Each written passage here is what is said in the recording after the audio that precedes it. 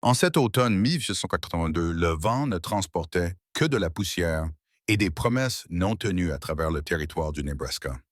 Sarah McKenna se tenait à la limite de sa propriété, une main protégeant ses yeux du soleil implacable, l'autre posée sur le poteau de clôture usé par les intempéries qui marquait la frontière entre la survie et la capitulation.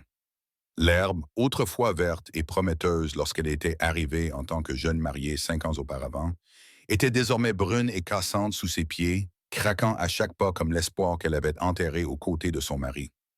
La maison derrière elle gémissait sous le vent de l'après-midi, ses planches de bois déformées et grises à force d'avoir été négligées pendant trop longtemps. Samuel l'avait construite de ses propres mains, lui promettant qu'elle deviendrait plus solide avec le temps, qu'ils ajouteraient des pièces à mesure que leur famille s'agrandirait.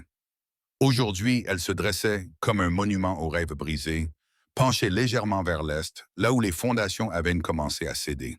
Elle avait essayé de la consolider elle-même, mais les mains d'une veuve ne pouvaient pas tout faire contre le climat impitoyable de la prairie. Maman, les barils d'eau sont à nouveau presque vides, cria Thomas, 7 ans, depuis le seuil de la porte. Sa voix, faible et inquiète, interrompit ses pensées. Le garçon avait les yeux bruns et sérieux de son père, mais là où ceux de Samuel brillaient d'optimisme, ceux de Thomas reflétaient la fatigue d'un enfant qui avait appris trop tôt que le monde pouvait vous arracher ce que vous aimiez le plus. Thomas avait la lassitude d'un enfant qui avait appris trop tôt que le monde pouvait vous arracher ce que vous aimiez le plus. Je puiserai davantage dans le puits après le dîner, répondit Sarah, s'efforçant de garder une voix calme. Le puits était également presque à sec, mais Thomas n'avait pas besoin de le savoir. Pas encore. Elle trouverait une solution, comme elle l'avait fait chaque jour depuis ce terrible matin, il y a 14 mois, où le shérif Watson était arrivé, son chapeau à la main, avec une nouvelle qui avait bouleversé son monde. Le gang Jameson. Même aujourd'hui, ce nom lui nouait l'estomac, mêlant chagrin et rage. Ils avaient tué Samuel pour le contenu de ses sacoches, à peine 20 $, et une montre de poche en argent qui avait appartenu à son père. 20 $ et un héritage familial en échange de la vie d'un homme, du père d'un garçon, du point d'ancrage d'une femme dans cette terre hostile. Une tornade de poussière dansait dans la cour, tourbillonnant devant le poulailler, où il ne restait plus que 3 poules. Les autres avaient été échangés contre de la farine et du sel en ville. Chaque voyage au magasin général de Morrison était un exercice consistant à garder la tête haute, tandis que les chuchotements la suivaient comme des ombres. La pauvre. Elle avait entendu Mademoiselle. Morrison avait murmuré à sa sœur la semaine dernière. La fierté ne mettra pas de nourriture sur sa table quand l'hiver viendra. Fierté et bienséance. La sœur avait répondu avec ce ton particulier réservé aux discussions sur les malheureux. Elle ferait mieux de vendre à M. Hartley et de retourner dans l'Est, là où est sa place. Une femme seule ici. Ce n'est pas naturel. Sarah serra les mâchoires à se souvenir. Dans l'Est, comme si elle avait un endroit où retourner. Comme si ses parents ne l'avaient pas reniée pour avoir épousé un rêveur qui partait vers l'Ouest. Comme si ce lopin de terre aride n'était pas tout ce qui restait de l'héritage de Samuel pour leur fils. Le bruit des sabots qui se rapprochaient attira son attention vers l'horizon. Un cavalier solitaire émergea de la chaleur miroitante, se déplaçant avec la grâce naturelle de quelqu'un qui était né en selle. Même à distance, elle reconnut ses larges épaules et sa posture familière. Jake Cloulton. Elle ressentit le mélange habituel de gratitude et de malaise qui accompagnait ses visites. Jake était l'ami de Samuel depuis leur époque dans la cavalerie. Tous deux avaient survécu à la guerre pour tenter leur chance dans l'Ouest impitoyable, où Samuel était prompt à rire et encore plus prompt à faire confiance. Jake était tout en angle vif et en silence. Il s'était tenu à leur côté lors de leur mariage, ses yeux gris indéchiffrables alors qu'il leur souhaitait bonne chance. Après la mort de Samuel, il était simplement apparu un jour avec un chargement de bois de chauffage, l'avait fendu et empilé sans un mot, puis était reparti avant qu'elle ait pu le remercier comme il se devait. Depuis, il venait toutes les quelques semaines, ne restant jamais longtemps, n'acceptant jamais ses offres de café ou de dîner, se contentant de s'occuper de tout ce qui avait besoin d'être réparé. Le mois dernier, c'étaient les planches lâches du porche.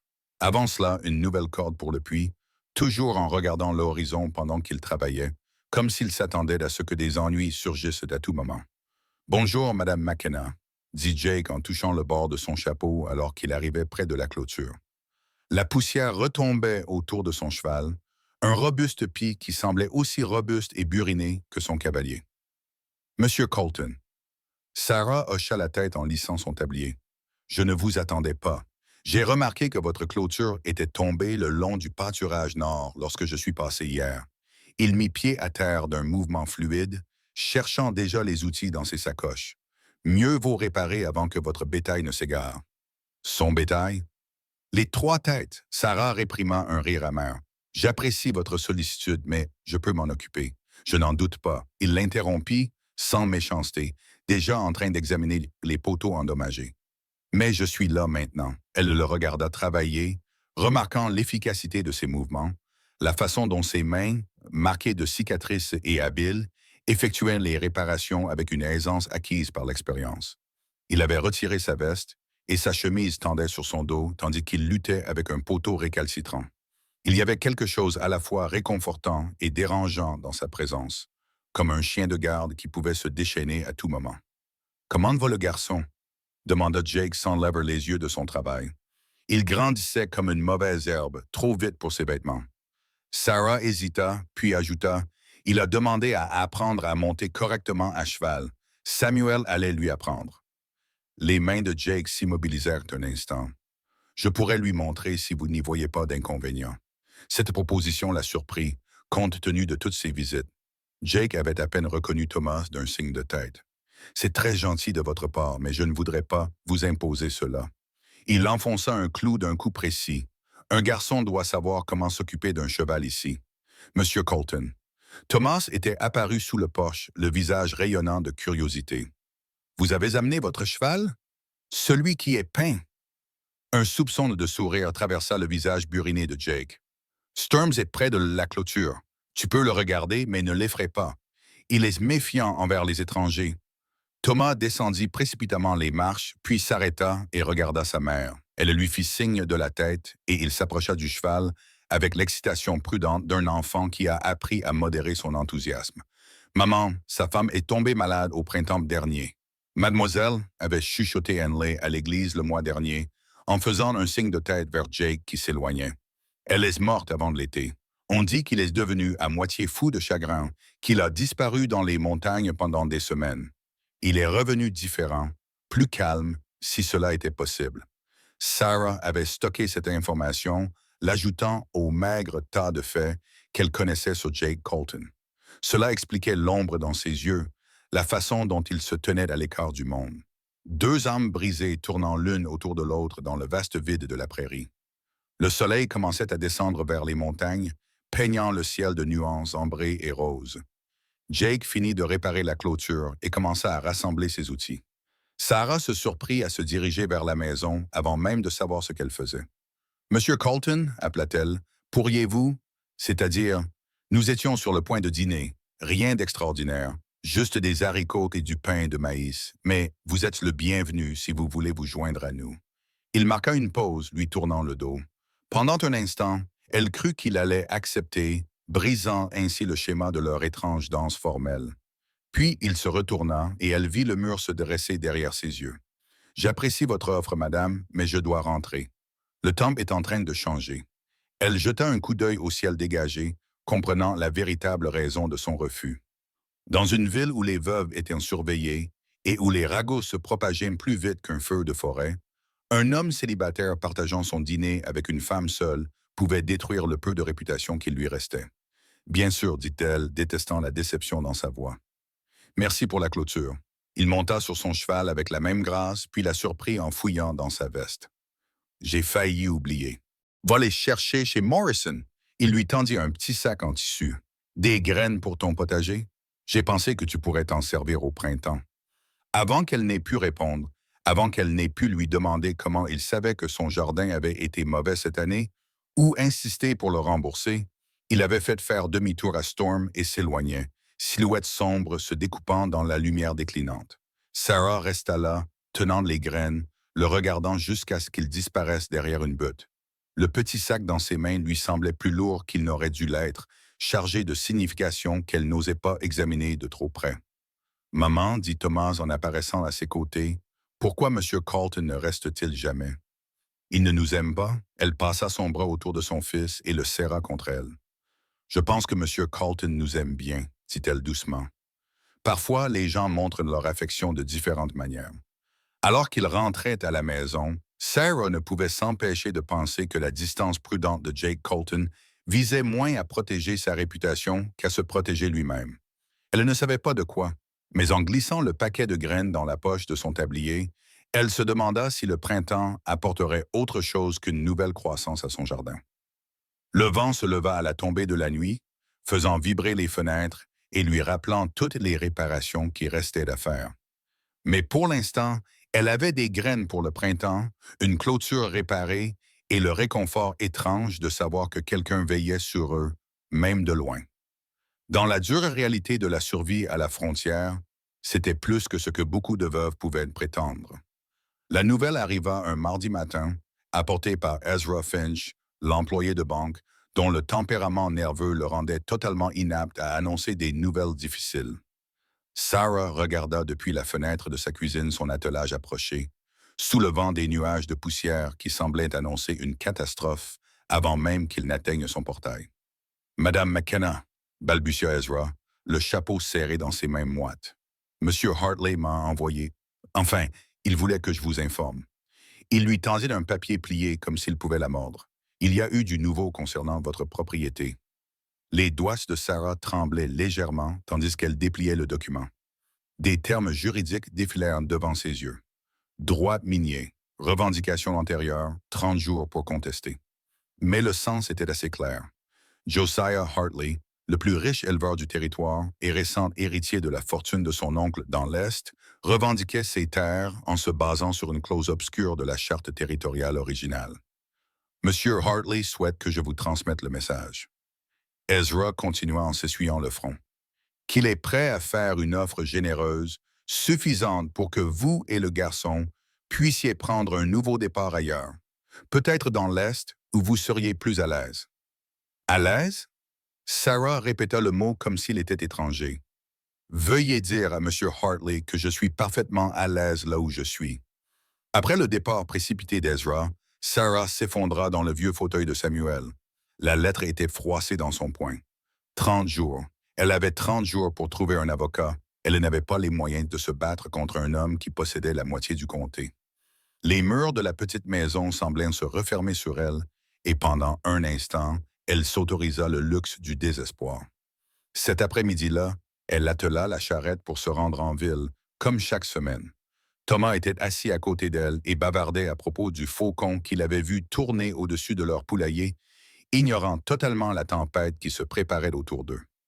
Sarah l'enviait, lui et son innocence, alors même qu'elle se préparait mentalement à ce qui l'attendait dans le magasin de Morrison. La ville de Cedar Ridge s'étendait le long de Main Street comme un chien trop fatigué pour bouger sous le soleil. Des bâtiments aux façades factices bordaient la rue poussiéreuse, leurs enseignes peintes s'estompant sous l'effet des intempéries incessantes. Sarah gardait les yeux fixés devant elle, tandis qu'elle guidait le chariot devant le saloon, où quelques clients matinaux flânaient sous le porche, leur conversation s'éteignant à son passage.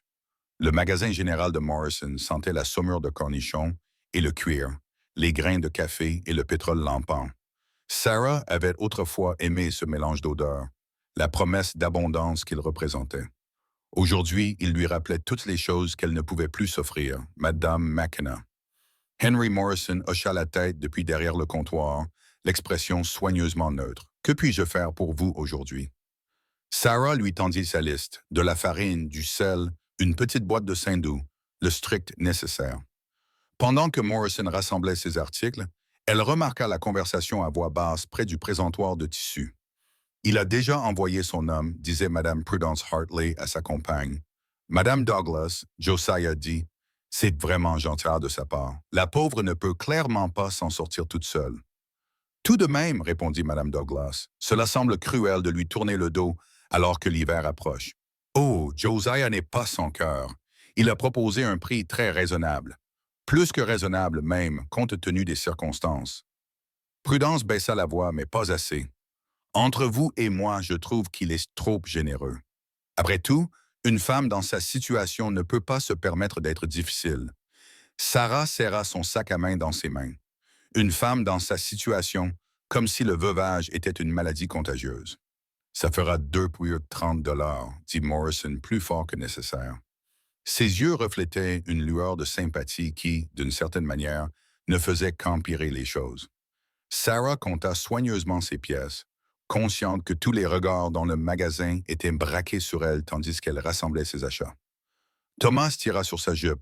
« Maman, je peux avoir un bonbon à un penny? »« Pas aujourd'hui, mon chéri, mais tu m'avais promis la dernière fois. »« Pas aujourd'hui, Thomas, dis-je. » La dureté de sa voix le fit reculer. Ses yeux bruns s'écarquillèrent, blessés. Le silence dans le magasin était assourdissant. Sarah sentit son visage s'empourprer tandis qu'elle poussait Thomas vers la porte. Derrière eux, les chuchotements reprirent comme un bourdonnement d'insectes. Dehors, elle faillit heurter Jake Colton, qui attachait Storm au poteau d'attache. Il la stabilisa en lui tenant le coude, ses yeux gris observant son visage rouge et l'expression abattue de Thomas. Madame McKenna. Il toucha le bord de son chapeau, puis regarda Thomas. « Monsieur Colton, Monsieur Colton !» s'écria Thomas, qui s'illumina immédiatement. « Vous avez vu, monsieur? Morrison a une nouvelle selle en vitrine. Elle a des conchos en argent et tout. C'est trop... » L'expression de Jake s'adoucit légèrement. Il fouilla dans la poche de son gilet et en sortit un penny. « Pourquoi ne retournes-tu pas dans le magasin pour t'acheter quelque chose de bon? N'oublie pas de partager avec ta mère, d'accord? » Thomas chercha le consentement de Sarah. Elle acquiesça à contre-cœur et il repartit en courant dans le magasin, les laissant seuls sur la promenade. « Tu n'avais pas besoin de faire ça, » dit Sarah doucement. « Le garçon voulait des bonbons, » répondit Jake en haussant les épaules, mais ses yeux restèrent vigilants. « Tout va bien? » Elle eut envie de rire à cette question. Rien n'allait bien depuis 14 mois, mais elle se contenta de répondre « Oui, merci ». Il l'observa longuement et elle eut le sentiment troublant qu'il pouvait voir à travers son calme soigneusement construit. « J'ai entendu dire que Hartley faisait du bruit au sujet des droits fonciers. Les nouvelles vont vite, c'est une petite ville. » Il fit une pause, semblant peser ses mots. « Vous avez quelqu'un pour vous représenter sur le plan juridique? »« Je m'en occuperai. » Les mots sortirent avec plus de force qu'il ne l'avait prévu. « J'ai toujours quelqu'un. » Quelque chose changea dans son expression. De la frustration peut-être, ou de la déception. L'orgueil est un lit froid, Madame McKenna. Avant qu'elle n'ait pu répondre, Thomas fit irruption dans la pièce, un sac en papier rempli de bâtons de menthe poivrés à la main.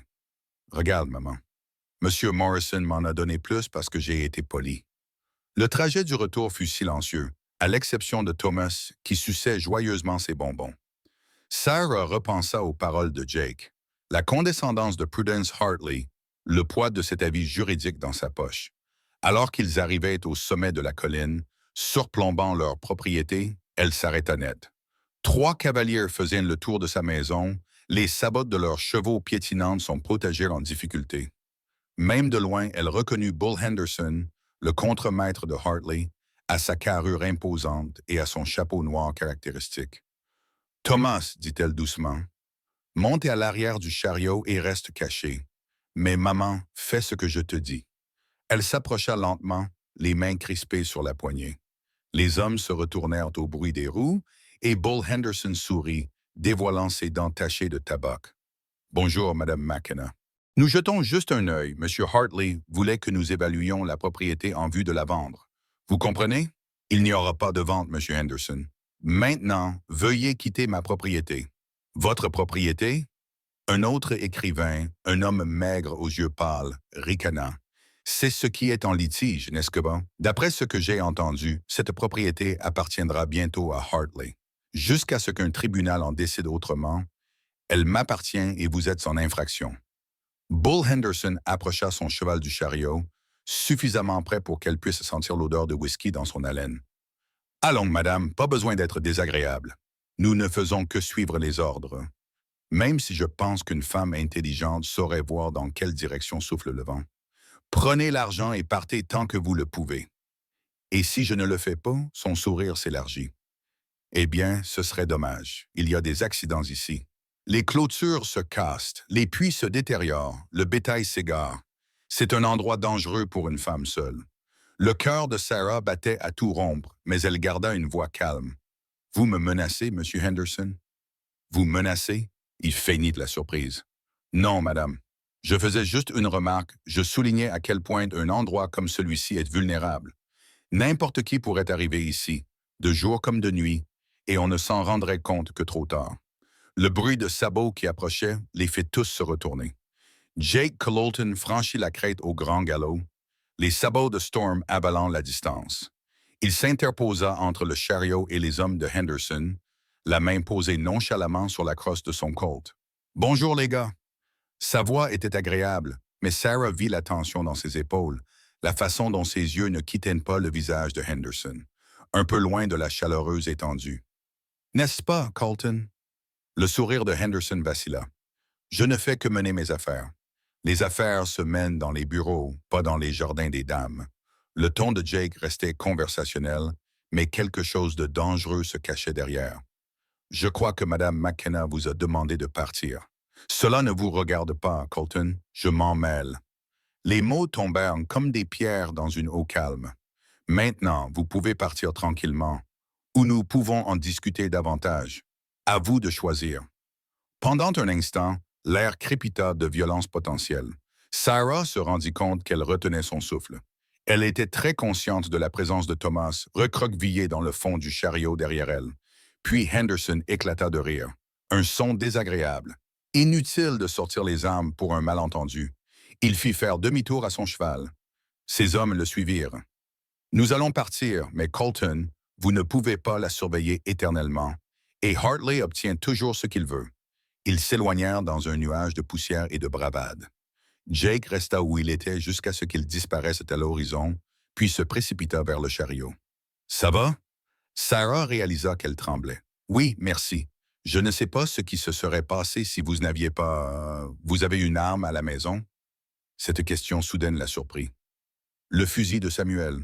Mais vous savez vous en servir? »« Bien sûr, je sais m'en servir. Bien.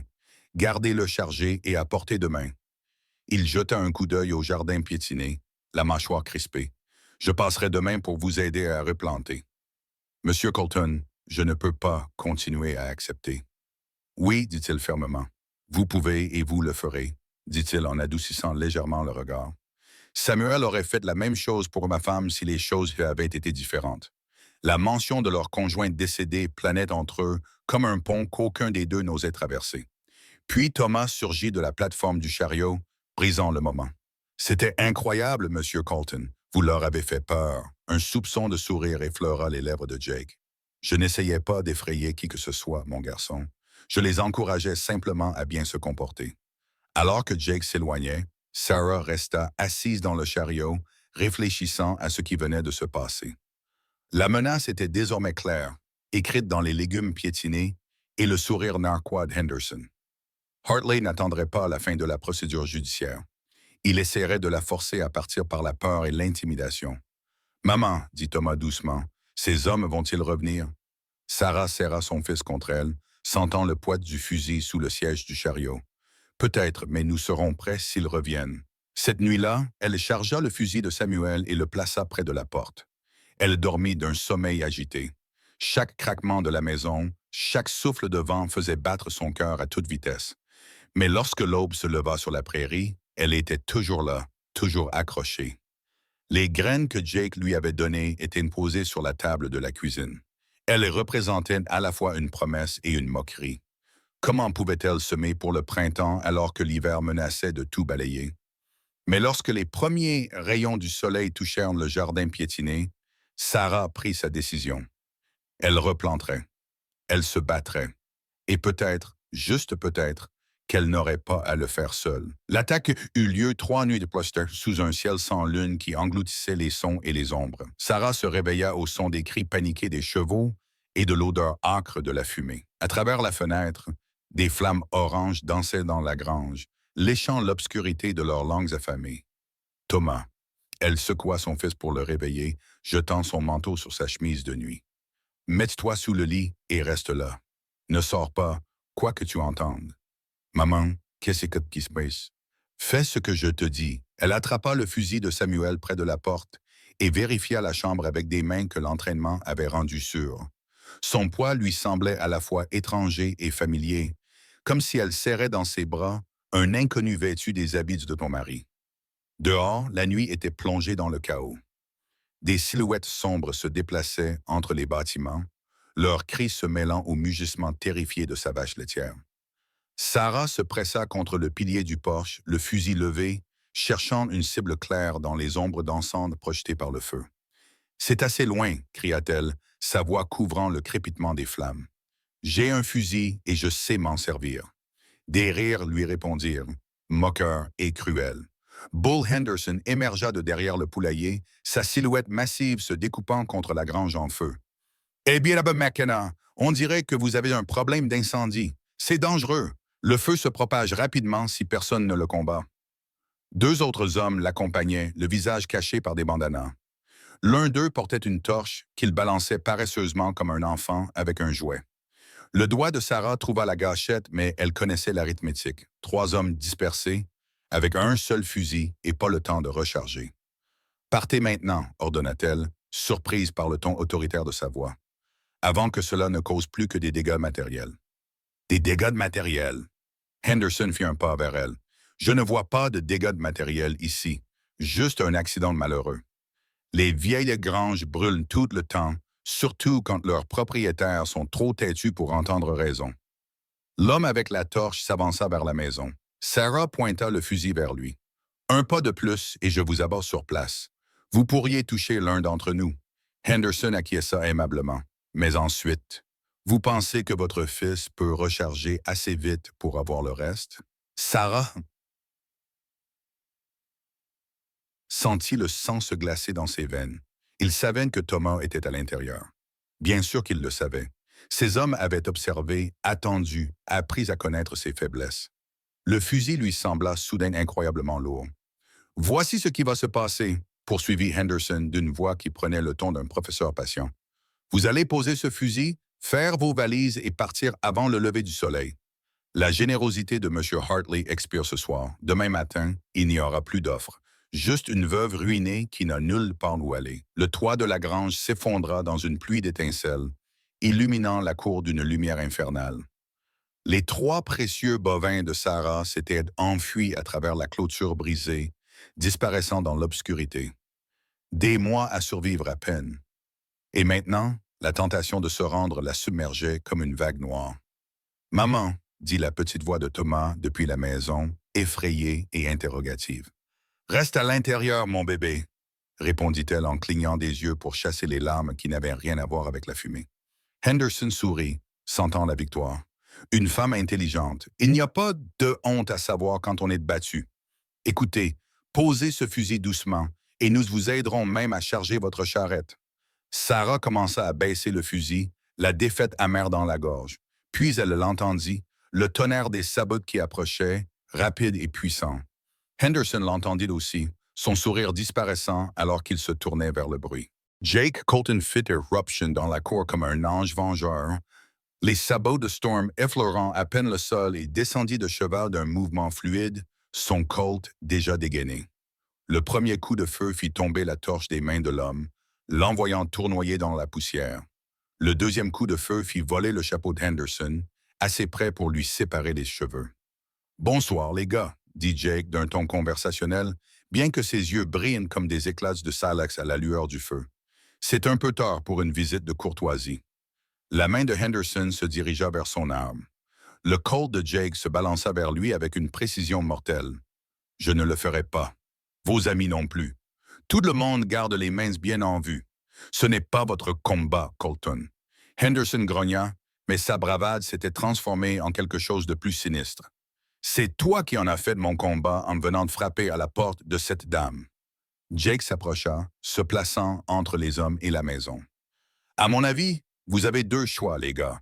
Vous remontez en selle et vous partez, ou je commence à vous tirer dessus, en commençant par les parties qui vous manqueront le plus. » Sarah observait la scène, le cœur battant à tout rompre, tandis que la grange continuait de brûler derrière eux. Les 2 autres hommes regardèrent Henderson, clairement dépassé par les événements. Ce n'était pas comme ça que ça devait se passer. Une veuve seule était une proie facile. Une veuve avec Jake Colwilton pour la protéger, c'était une autre histoire. Hartley ne va pas aimer ça, dit finalement Henderson. Tu te fais un ennemi puissant. J'ai déjà eu des ennemis puissants. La voix de Jake portait le poids d'anciennes batailles. La plupart étaient enterrés. À toi de jouer, Taureau. Pendant un long moment, les seuls bruits étaient le crépitement du feu et les meuglements lointains du bétail éparpillé. Puis Henderson cracha dans la poussière et fit signe à ses hommes. Allons-y. Ce n'était pas fini, Colton. Loin de là. Ils montèrent sur leurs chevaux à contre-cœur. Henderson se retourna pour lancer une dernière menace. Tu ne peux pas la protéger éternellement. Et quand tu ne seras plus là, le coup de feu de Jake déchira la nuit si près de l'oreille de Henderson que le grand homme tressaillit et faillit tomber de sa selle. Le prochain ne manquera pas sa cible. Maintenant, partez. Ils s'enfoncèrent à toute allure dans l'obscurité, laissant derrière eux la grange en feu et l'odeur âcre des rêves brûlés. Jake resta immobile jusqu'à ce que le bruit des sabots s'estompe, puis il rangea lentement son Colt dans son étui.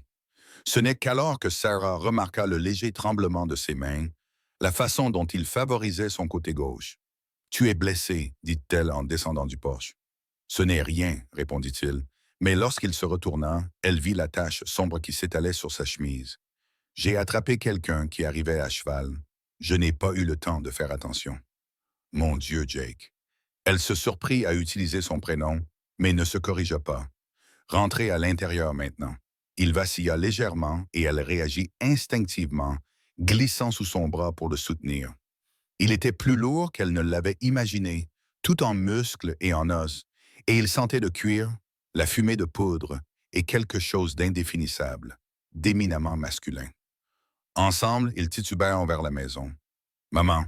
Thomas se tenait dans l'embrasure de la porte, les yeux écarquillés de peur et d'excitation. « Va chercher les fournitures médicales dans la cuisine, ordonna Sarah. « Dépêche-toi, dit-elle en aidant Jake à s'asseoir sur la chaise de Samuel, essayant de ne pas penser à l'étrangeté de voir un autre homme saigner à la place de son mari. Sa chemise était trempée sur le côté gauche, et lorsqu'elle l'aida à l'enlever, elle retint un cri. La balle avait creusé un sillon profond le long de ses côtes, saignant abondamment, mais sans toucher aucun organe vital. « On a eu de la chance, » dit Jake en serrant les dents. Quelques centimètres plus à droite, et la conversation aurait été bien différente. Sarah travailla en silence, nettoyant la blessure avec des mains qui étaient devenues fermes par nécessité. Thomas restait à proximité, fasciné malgré sa peur, lui tendant des bandages et observant Jake avec une admiration proche du culte. « Pourquoi ?» demanda-t-elle finalement, en nouant le bandage. « Pourquoi prendre ce risque pour nous ?» Jake resta silencieux si longtemps qu'elle crut qu'il ne répondrait pas. Puis, d'une voix basse, il dit « Samuel m'a sauvé la vie une fois pendant la guerre.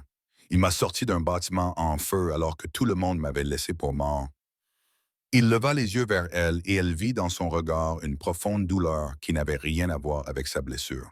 « Je n'ai pas pu le sauver du gang Jameson. Je n'étais pas là quand il avait besoin de moi, mais je peux faire ça. Je peux protéger sa famille. C'est tout ce que nous sommes pour toi.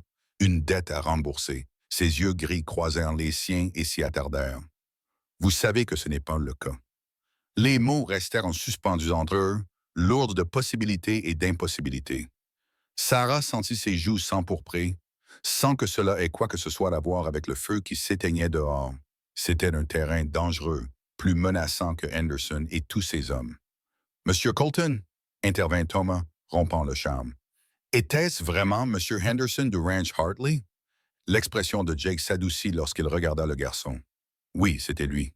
Mais ne t'inquiète pas pour lui. Il ne reviendra pas ce soir. Mais la grange, les granges peuvent être reconstruites. » La main de Jake se posa sur l'épaule de Thomas, douce malgré sa force. « Ce qui compte, c'est que toi et ta maman soyez en sécurité. » Sarah se leva brusquement, ayant besoin de prendre ses distances avec l'intimité du moment.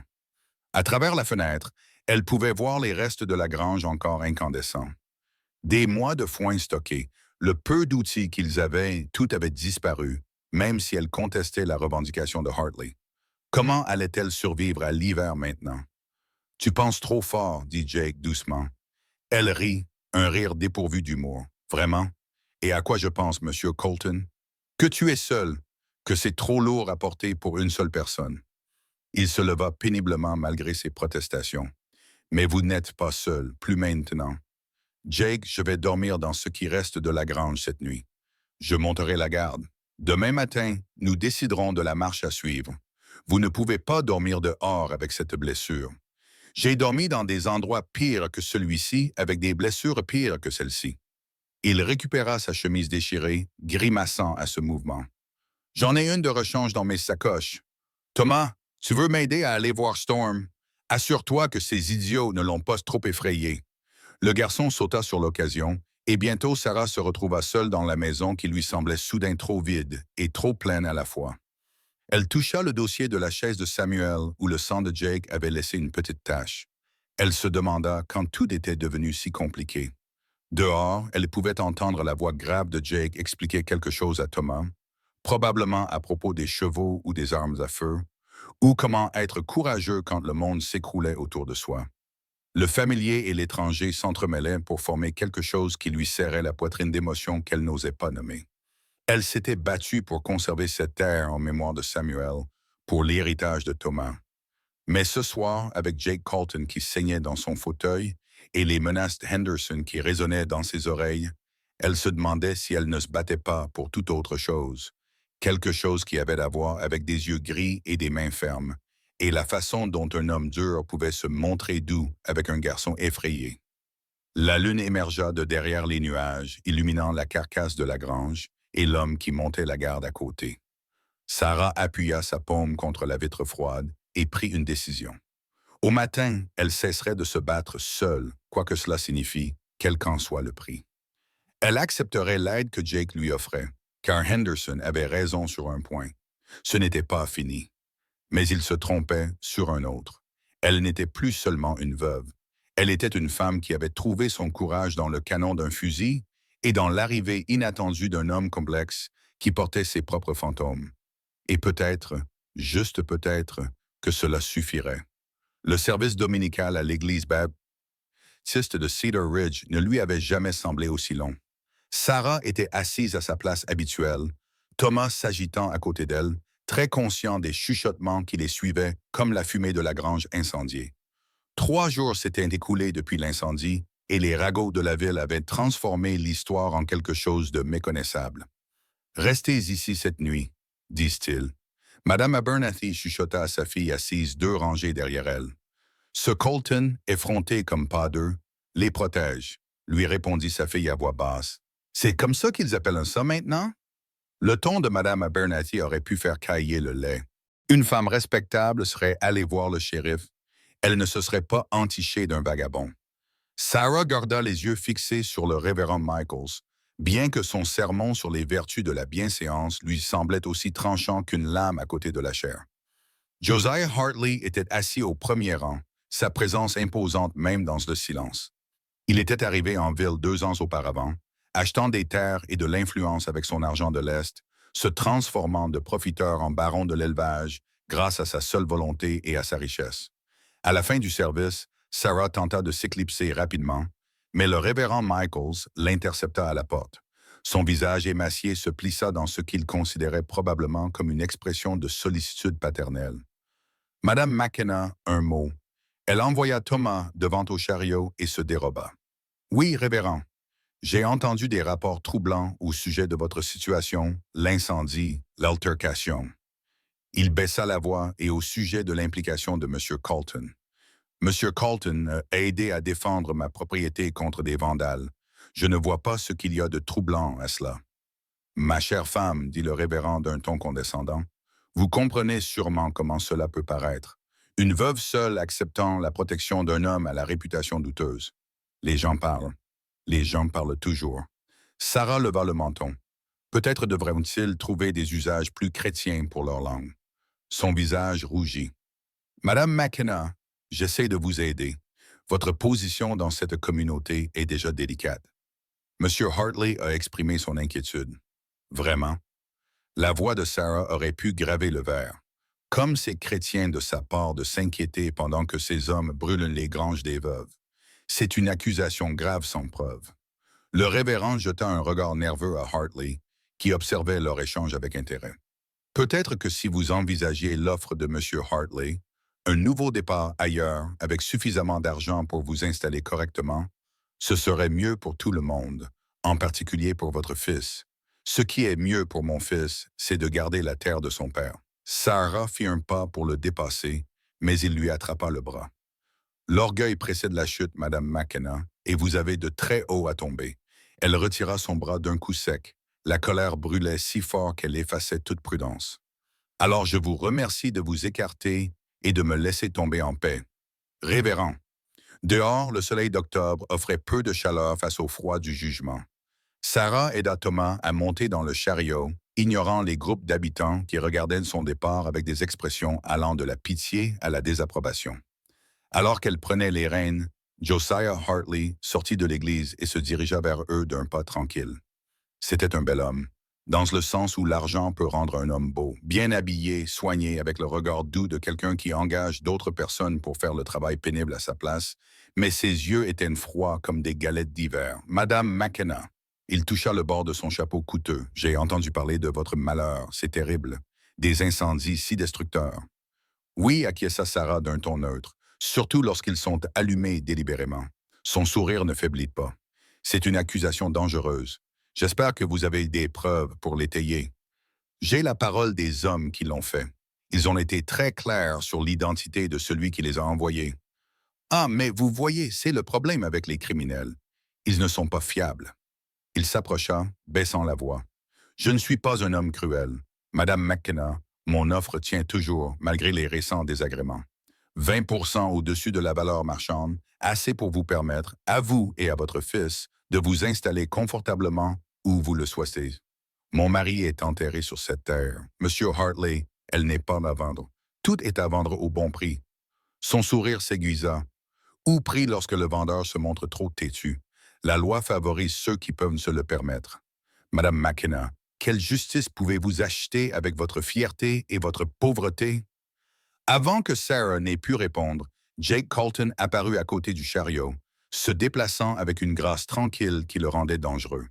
Il s'était lavé pour aller à l'église, bien qu'il n'y soit pas allé, et son manteau sombre ne cachait pas tout à fait les bandages qu'il portait, Madame McKenna. Jake toucha son chapeau, puis tourna ses yeux gris vers Hartley. Monsieur Hartley, beau sermon aujourd'hui, n'est-ce pas?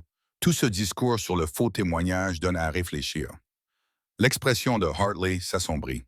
Colton, j'ai entendu dire que vous vous mêliez de ce qui ne vous regarde pas. Je suis juste un bon voisin.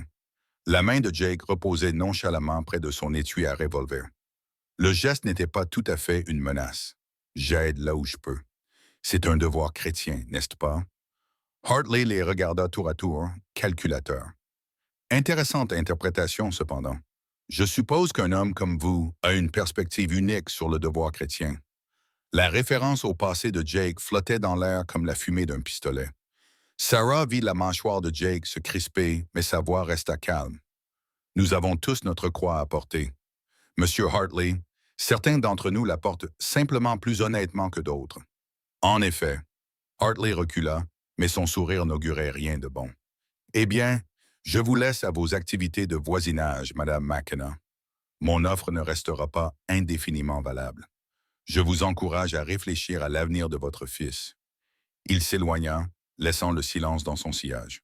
Autour d'eux, les bonnes gens de Cedar Ridge trouvèrent des raisons urgentes d'être ailleurs, même si Sarah savait qu'ils les observaient depuis leurs fenêtres et leurs portes. « Tu n'aurais pas dû venir, dit Sarah à voix basse. Cela ne fait qu'empirer les choses. Les choses sont déjà pires. » Jake enfourcha Storm avec un léger soupir. « Je vais t'accompagner.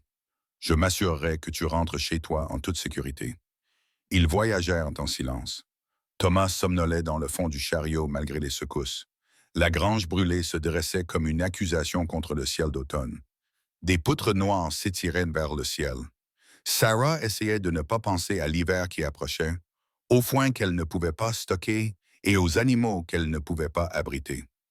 Comme s'il lisait dans ses pensées, Jake dit « Je connais un homme à Pine Valley qui me doit une faveur. Il a du bois en trop. Mike pourrait aussi donner du foin. Je ne peux pas. Toi, tu peux et tu le feras. » Son ton ne souffrait aucune discussion. Samuel aurait fait la même chose. Toujours Samuel entre eux, pensa Sarah. Le fantôme qui donnait à Jake la permission de s'occuper d'elle et à elle la permission de l'accepter. Mais parfois, dans des moments comme celui-ci, elle se demandait ce qui se passerait s'il pouvait laisser ce fantôme reposer en paix. Ils passèrent l'après-midi à travailler dans un silence complice. Jake apprenait à Thomas comment déblayer les débris brûlés, tandis que Sarah récupérait ce qu'elle pouvait. C'était une scène domestique qui lui serrait le cœur, tous les trois bougeant à un rythme tranquille, comme s'ils avaient déjà fait cela 100 fois auparavant. Alors que le soleil commençait à descendre, Jake alluma un feu dans la cour, contrôlé, maîtrisé, rien à voir avec l'incendie destructeur d'il y a 3 nuits. Ils s'assirent autour, partageant le repas simple que Sarah avait préparé, et pendant un instant, elle put prétendre que tout était normal, qu'ils formaient une famille plutôt qu'une veuve, un orphelin et un homme brisé, jouant à appartenir à une famille. Parle-moi de la guerre, dit soudain Thomas, les surprenant toutes les deux. Maman dit que toi et papa étiez soldats ensemble. Jake fixa le feu pendant un long moment. C'est vrai. Ton père et moi avons servi dans le 7e régiment de cavalerie pendant un certain temps. Tu as tué beaucoup d'ennemis, Thomas, demanda Sarah d'un ton réprobateur. Mais Jake leva la main. Ce n'est pas grave. Le garçon a le droit de savoir. Il choisit ses mots avec soin. La guerre, ce n'est pas tuer, mon garçon.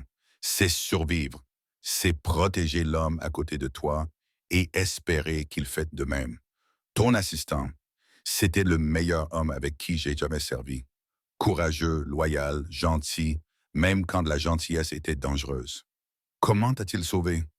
Thomas se pencha en avant, impatient, loin du feu.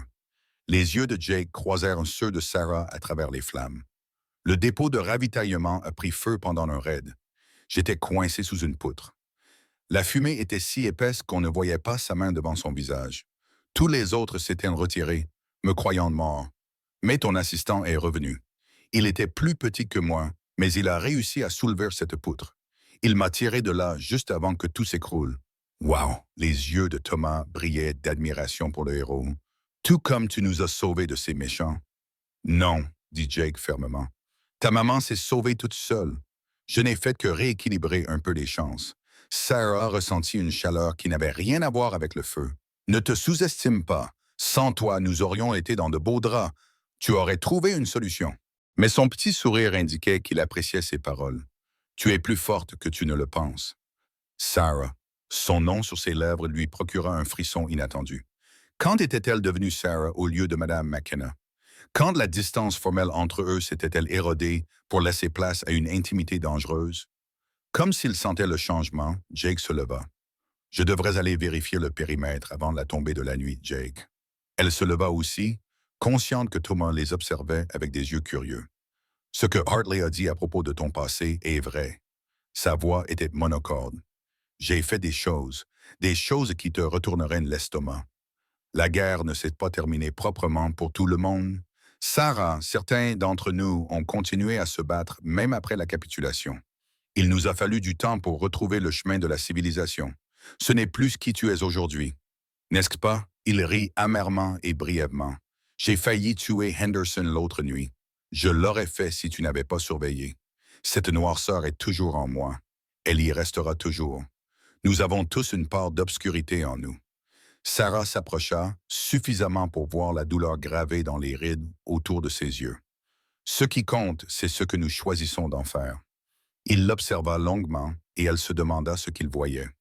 Une veuve naïve s'accrochant à des notions romantiques ou une femme qui avait affronté sa propre part d'obscurité et choisi de continuer à se battre. Votre mari était un homme chanceux, dit-il finalement, plus chanceux qu'il ne le pensait. Avant qu'elle n'ait pu répondre, il avait reculé, reconstruisant le mur entre eux avec une aisance acquise par l'habitude. Je camperai près de la route cette nuit. Si quelqu'un vient vous voir, il devra d'abord passer par moi. Il disparut dans l'obscurité grandissante, laissant Sarah debout près du feu avec son fils et le cœur rempli de questions qu'elle n'osait pas formuler. Au loin, un coyote hurla, solitaire et sauvage. Elle comprenait ce sentiment. « Maman, dit Thomas doucement, tu aimes Muckleton? »« Bien sûr que je l'aime bien. Il a été très gentil avec nous. »« Non, je veux dire, répondit Thomas, cherchant ses mots avec difficulté. Tu l'aimes comme tu aimes papa? Sarah s'agenouilla à côté de son fils et lui écarta les cheveux du front. Ton papa était spécial, Thomas. Ce que nous avons vécu, ça n'arrive pas 2 fois dans une vie. Mais en le bordant dans son lit ce soir-là, elle se demanda si elle ne leur mentait pas à tous les deux. Car ce qu'elle ressentait lorsque Jake Colton la regardait avec ses yeux joyeux et tumultueux n'était pas l'amour doux et simple qu'elle avait partagé avec Samuel. C'était quelque chose de plus sauvage, teinté de danger et de possibilités, quelque chose qui l'effrayait autant qu'il l'attirait. À travers la fenêtre, elle pouvait voir la faible lueur du feu de camp de Jake près de la route, montant la garde comme promis, les protégeant des menaces extérieures pendant qu'elle luttait contre celles intérieures. La voix qui lui murmurait qu'elle trahissait la mémoire de Samuel. La voix plus forte qui se demandait si Samuel aurait voulu qu'elle reste seule pour toujours. Demain apporterait de nouveaux défis. Hartley n'abandonnerait pas facilement et la désapprobation de la ville ne ferait que croître. Mais ce soir-là, avec son fils en sécurité dans son lit et un homme complexe qui montait la garde dans l'obscurité, Sarah s'autorisa un moment de quelque chose qui ressemblait dangereusement à de l'espoir. Les écrivains arrivèrent à l'aube, leur nuage de poussière visible depuis la fenêtre de la cuisine où Sarah préparait le petit déjeuner. Ce n'était pas Henderson cette fois-ci. Ces hommes portaient des insignes, et le shérif Watson les dirigeait avec l'air réticent d'un homme contraint d'accomplir une tâche désagréable. Préparez ce dont vous avez besoin, dit Jake calmement, déjà en train de saisir son fusil. Il était apparu à la porte quelques instants auparavant, comme s'il avait senti le danger approcher. Emmène Thomas et dirige-toi vers le canyon. Je te ferai gagner du temps. Non! Sarah posa la cafetière d'une main ferme. C'est mon combat. Je ne fuirai pas pour ma propre maison. Sarah, ce sont des hommes de loi. Jake, si tu leur tires dessus, tu seras pendu. Elle passa devant lui pour se diriger vers le porche, le menton levé, malgré son cœur qui battait à tout rompre. De plus, fuir nous ferait passer pour des coupables. Le shérif Watson arriva à la porte, accompagné de 5 adjoints. Il avait vieilli depuis qu'il avait annoncé la mort de Samuel, son visage buriné portant le poids de trop nombreux compromis. Madame McKenna. Il toucha le bord de son chapeau sans vraiment la regarder dans les yeux. J'ai ici des papiers, une ordonnance du juge Blackwood. Vous devez quitter les lieux en attendant la résolution de la réclamation de M. Hartley. Pour quel motif? Sarah garda un ton neutre, même si la rage bouillonnait en elle. Une réclamation antérieure sur les droits miniers datant de 75. Watson lui tendit les documents avec une réticence évidente. Vous avez jusqu'à midi pour partir. Je suis désolé, Sarah. Je n'y peux rien. On vous paye pour ça, dit froidement Jake derrière elle. Combien Hartley vous a-t-il glissé, Watson? Le visage du shérif rougit. Surveillez votre langage, Colton. Vous êtes déjà sur la corde raide en vous immisçant dans des affaires juridiques. Juridiques? Jake rit, d'un rire amer et acerbe. C'est du vol déguisé en papier et en cachet. Néanmoins, la main de Watson se posa sur son arme. La loi est la loi. Madame McKenna, allez-vous vous conformer pacifiquement? Sarah parcourut le document, les mots juridiques défilant devant ses yeux, mais une date ressortait. La prétendue revendication était datée d'1 semaine après la mort de Samuel, alors qu'elle était trop accablée par le chagrin pour remarquer que des étrangers déposaient des documents sur ses terres. C'est frauduleux, dit-elle. Cette revendication a été déposée après la mort de mon mari, alors que nous étions déjà installés ici depuis 3 ans. Nous avons des droits antérieurs. C'est au tribunal d'en décider. Watson se tortilla inconfortablement sur sa selle. En attendant, vous devez quitter les lieux. Et si vous refusez, je devrais vous arrêter. Il prononça ces mots comme s'ils lui faisaient mal. Ne m'obligez pas à faire ça. Pensez à votre fils, maman. Thomas apparut dans l'embrasure de la porte, toujours en chemise de nuit. Que se passe-t-il?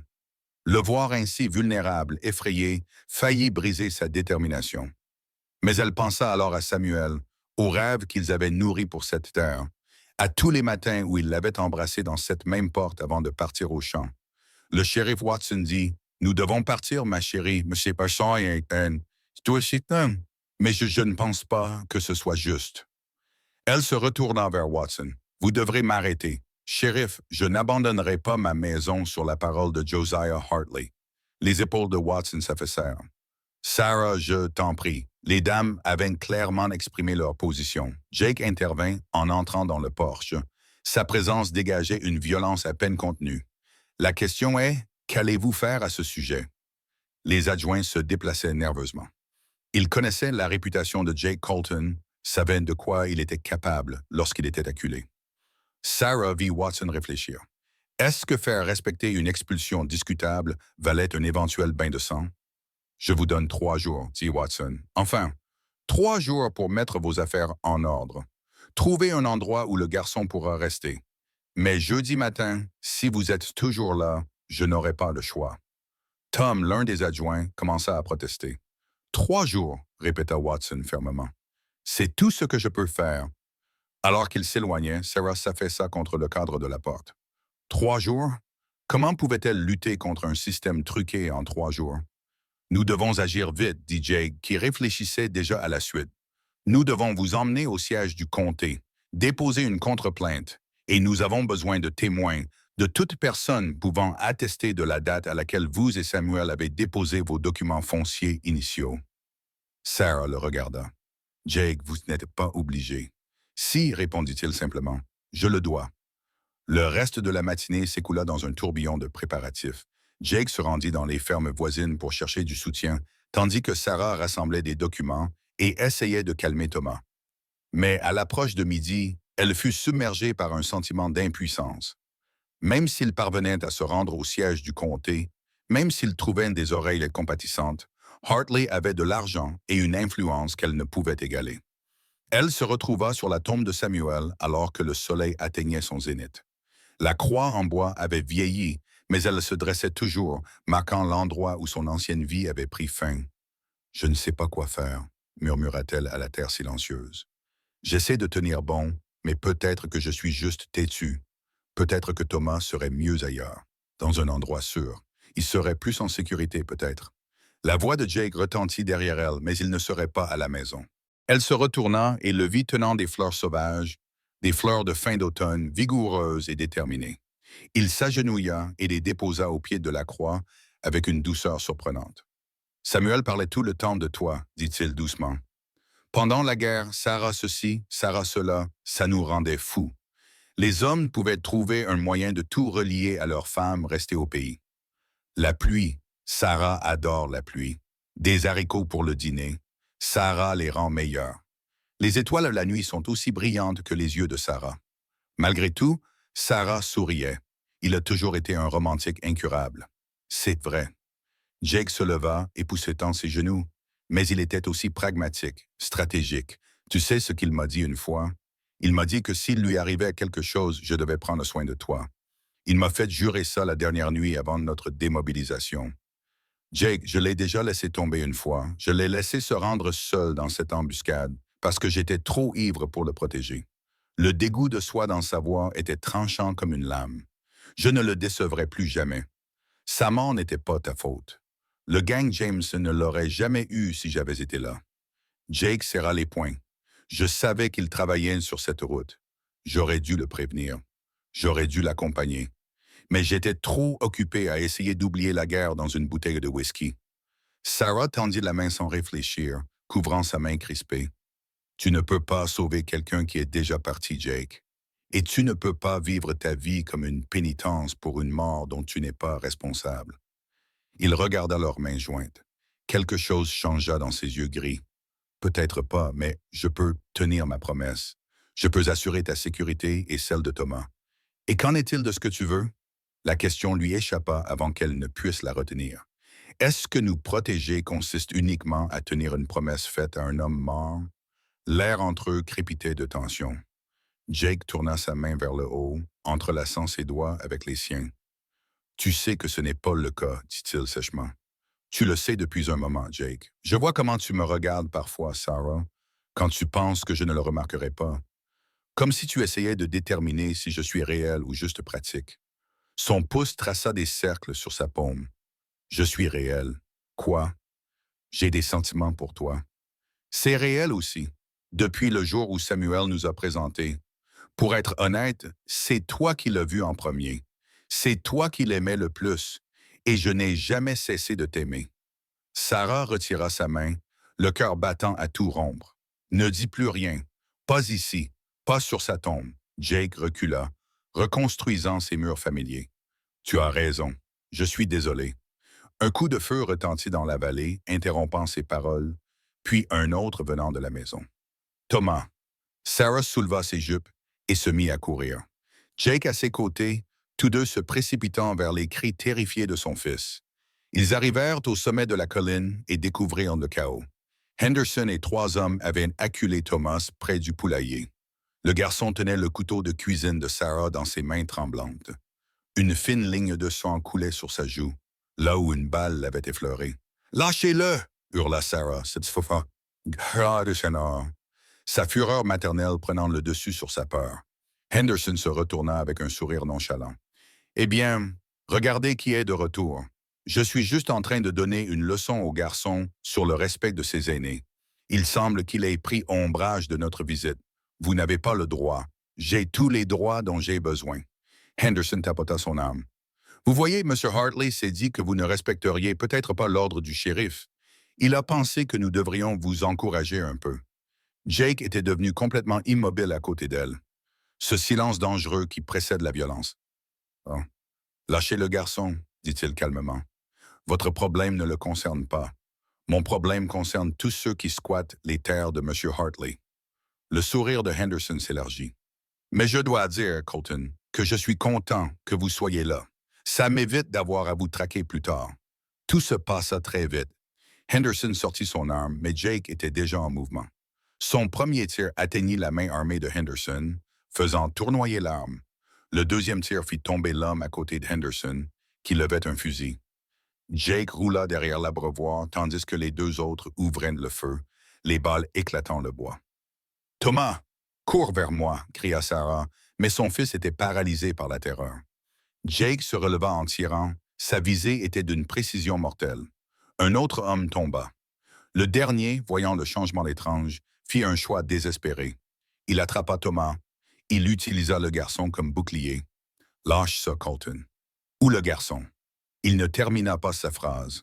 La balle de Jake le frappa entre les yeux, si près de Thomas que la poudre brûla les cheveux du garçon. L'homme s'effondra et Thomas se précipita vers sa mère en sanglotant. Sarah serra son fils dans ses bras, vérifiant frénétiquement s'il n'était pas blessé, malgré le chaos qui les entourait. La cour était devenue un champ de bataille. Henderson se tordait de douleur sur le sol, serrant sa main mutilée. Deux hommes gisaient immobiles. Le quatrième avait disparu, probablement en fuite. « Tout va bien, » dit Jake en s'agenouillant à côté d'eux. Sa voix était douce, mais son regard restait dur, à l'affût de toute menace. « Vous êtes en sécurité maintenant, tous les deux. » Mais ils n'étaient pas en sécurité. Sarah le savait, même en serrant son fils dans ses bras. Cela allait bien au-delà des litiges fonciers et des manœuvres juridiques. Du sang avait été versé. Il y aurait des conséquences. « Nous devons partir, dit-elle, avant que le shérif ne revienne. » Jake acquiesça. « Emportez le strict minimum. Je connais un endroit dans les montagnes où nous pourrons nous cacher et réfléchir à la suite. » Puis il croisa son regard, et elle y vit la vérité. Ils étaient désormais des fugitifs, ou le seraient bientôt. Hartley présenterait cela comme un meurtre. Il prétendrait que Jake avait abattu des hommes innocents. Ils n'avaient plus aucun recours juridique. « Alors nous survivrons, » dit Jake. Ensemble, tandis que Sarah se dépêchait de faire ses bagages, Thomas s'accrochant à ses jupes. Elle sentit les derniers liens qui la reliaient à son ancienne vie se rompre. La veuve McKenna qui avait essayé de fonctionner dans le cadre du système, qui avait cru en la loi et l'ordre et en la décence fondamentale de ses voisins. Cette femme avait disparu. À sa place se tenait quelqu'un de plus dur, quelqu'un prêt à s'enfuir dans la nature avec un homme brisé et à lui confier la vie de son fils. Quelqu'un qui pouvait encore sentir le fantôme de son mari, mais qui commençait à comprendre que les morts ne devaient pas gouverner les vivants. Ils partirent alors que le soleil commençait à descendre. Trois silhouettes à cheval se dirigeaient vers les montagnes. Derrière eux, de la fumée s'élevait de la maison. Sarah l'avait incendiée plutôt que de la laisser à Hartley. Les flammes consumèrent son passé, ses rêves, son ancienne vie. Mais alors que Jake les guidait dans l'obscurité grandissante, sa présence solide et rassurante, Sarah se rendit compte qu'elle pouvait supporter cette perte. Car quelque part entre leur première rencontre et cette fuite désespérée, elle avait trouvé quelque chose qui valait la peine d'être sauvé. Pas seulement sa vie ou ses fils, mais la possibilité d'un avenir qu'elle n'avait jamais imaginé. Le sentier de montagne était dangereux dans la lumière déclinante, mais Jake le parcourut avec assurance. Lorsque Thomas vacilla sur sa selle, épuisé par la terreur et la fuite, Jake souleva simplement le garçon pour le mettre sur Storm avec lui, le serrant contre sa poitrine. « Je te tiens », murmura-t-il, et Sarah ne savait pas s'il parlait de Thomas ou d'eux tous, alors que les premières étoiles apparaissaient dans le ciel. Elle s'autorisa un dernier regard vers la ferme en feu. Puis elle se tourna vers l'avant, suivant Jake vers ce qui allait suivre. La vie de veuve était terminée. Resta à voir qui elle deviendrait après cela. La grotte où Jake les conduisit était cachée derrière un éboulis de rochers et des pins rabougris. Invisible, à moins de savoir exactement où regarder. À l'intérieur, elle s'ouvrait sur une salle naturelle assez grande pour accueillir des personnes et des chevaux, avec un trou dans le plafond pour évacuer la fumée et des traces d'habitation passées. Un cercle de pierres noircies par le feu, des étagères rudimentaires creusées dans les parois rocheuses. Une vieille échette de mes jours moins respectueux de la loi, expliqua Jake en déchargeant les chevaux à la lumière d'un petit feu. Une source d'eau à l'arrière, plusieurs sorties si nous en avons besoin. Nous serons en sécurité ici pendant un certain temps. En sécurité? Sarah se demandait si elle se sentirait un jour vraiment en sécurité. Elle regardait Thomas explorer la grotte avec la résilience de l'enfance, sa terreur s'estompant déjà pour laisser place à l'aventure. Mais elle ne pouvait oublier le bruit des balles, le sang sur sa joue, le moment où elle avait cru le perdre. « Il est plus résistant qu'il n'en a l'air », dit Jake doucement, suivant son regard. « Il tient de sa mère. Je n'aurais jamais dû en arriver là. » Sarah serra ses bras autour d'elle. Elle avait soudainement froid malgré le feu. « J'aurais dû prendre l'argent de Hartley. Partir quelque part. » Où? La voix de Jake était douce mais ferme. À l'est, chez des gens qui t'ont renié. Dans une ville où tu ne serais qu'une veuve parmi d'autres, occupée à faire le ménage. Tu t'es battu pour ta maison. Il n'y a aucune honte à cela. 4 hommes sont morts à cause de ma fierté. 4 hommes sont morts parce qu'ils ont essayé de faire du mal à un enfant. Ses yeux gris brillèrent au souvenir de la violence. Je les tuerais à nouveau sans hésiter. La simple vérité aurait dû l'effrayer. Au contraire, elle trouva cela étrangement réconfortant. Dans un monde où la loi les avait laissés tomber, la protection brutale de Jake semblait être la seule chose solide. Ils passèrent 3 jours dans la grotte, tombant dans une domesticité inattendue. Jake chassait et explorait les environs, revenant toujours avec des nouvelles des équipes de recherche qui ratissaient les vallées en contrebas. Sarah entretenait le feu, préparait les repas à partir de leurs maigres provisions et essayait d'occuper Thomas avec des leçons griffonnées dans la terre. Le soir, ils s'asseyaient autour du feu et Jake racontait des histoires de ses voyages, soigneusement adaptées aux jeunes oreilles. Le 3e soir, alors que Thomas dormait dans son sac de couchage, le poids des mots non dits devint insupportable. « Nous ne pouvons pas rester ici éternellement », dit Sarah en fixant les flammes. « Non », répondit Jake en nettoyant son fusil, ses mouvements précis et automatiques. « Je pense qu'après un jour ou deux, nous partirons vers le nord, peut-être vers le Wyoming. Nous recommencerons à zéro, là où personne ne nous connaît. » « En tant que quoi? » La question resta en suspens entre eux. Cousins, employeurs et employés. « Où? » Il posa le fusil et croisa son regard par-dessus le feu. « C'est à toi de décider, Sarah. » Elle pensa à toutes les convenances auxquelles elle s'était accrochée, à toutes les règles qui étaient censées la protéger et la rendre respectable. Elle ne lui avait apporté que des jugements et un quasi-désastre ici, dans cet abri primitif, avec un homme recherché. Elle se sentait plus elle-même qu'elle ne l'avait été depuis des mois de veuvage. « J'en ai assez de faire semblant, » dit-elle doucement. « J'en ai assez d'être ce que tout le monde attend de moi. La veuve en deuil, la dame convenable, la femme sans défense. » Jake contourna le feu et s'assit à côté d'elle, en gardant une distance prudente entre eux. « Que veux-tu être dans la vie? » Le mot sortit avec férocité. « Libre avec quelqu'un qui me voit tel que je suis, et non comme le fantôme de ce que j'étais. » « Sarah, tu allais me dire quelque chose sur la tombe de Samuel avant la fusillade. » Elle se tourna vers lui. « Dis-le-moi maintenant. » Il resta silencieux pendant un long moment, et lorsqu'il parla, sa voix était rauque, chargée d'émotions contenues. « Je t'aime depuis le jour où Samuel nous a présentés. Tu portais une robe bleue à petites fleurs et tu avais une fleur dans les cheveux après avoir fait de la pâtisserie. Tu as ri à quelque chose, dit-il. Et j'ai pensé que je n'avais jamais rien entendu d'aussi beau. Sarah retint son souffle. Jake, je n'ai jamais rien dit. Je ne l'aurais jamais fait. Samuel était mon frère de cœur. Et tu l'aimais. Je l'ai vu. Je l'ai respecté. Mais après sa mort, il s'est frotté le visage. Je me suis dit que je ne faisais que tenir une promesse, que je ne faisais que m'occuper de sa veuve. Mais c'était un mensonge. Chaque fois que je venais réparer quelque chose, chaque fois que je te voyais te battre pour tenir le coup toute seule, j'avais envie de te le dire. Quoi donc? Demanda-t-elle dans un murmure à peine audible. Il se tourna alors vers Syl, et la sincérité brute dans ses yeux fit battre son cœur à toute allure. Prends tes affaires. Tu es à moi maintenant. Un soupçon de sourire effleura ses lèvres.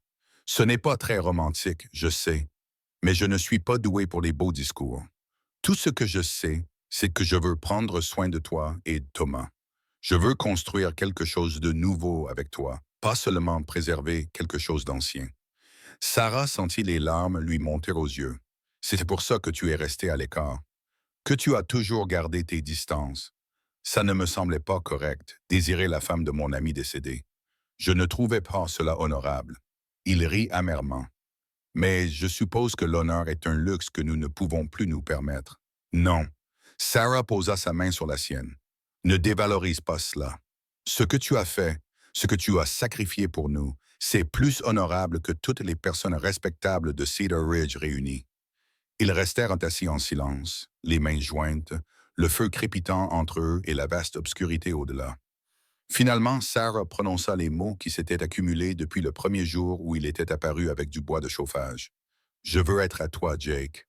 Pas parce que j'ai besoin de protection ou parce que nous sommes en fuite. Parce qu'entre l'au revoir et le bonjour, je suis tombée amoureuse de toi aussi. Il émit un son grave, mi-grognement, mi-prière. Sarah, tu es sûre? Une fois que nous aurons fait cela, il n'y aura plus de retour en arrière possible. Tu seras lié à un homme qui a du sang sur les mains et un passé qui ne restera pas enfoui. Nous avons tous un passé. Elle pensa à la maison qu'elle avait brûlée, à la vie qu'elle avait abandonnée. Ce qui compte, c'est l'avenir, notre avenir. Le baiser était alors inévitable, une collision entre la solitude et le désir, le désespoir et l'espoir. Les mains de Jake encastrèrent son visage avec une douceur surprenante, comme si elles pouvaient se briser ou disparaître. Sarah se pencha vers lui. Goûtant le whisky et la fumée, sentant la réalité solide de sa présence après tant de mois de vide. Quand ils se séparèrent, à bout de souffle, elle vit de l'émerveillement dans ses yeux.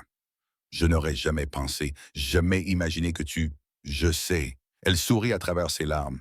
Moi non plus, mais Samuel est parti et nous sommes en vie.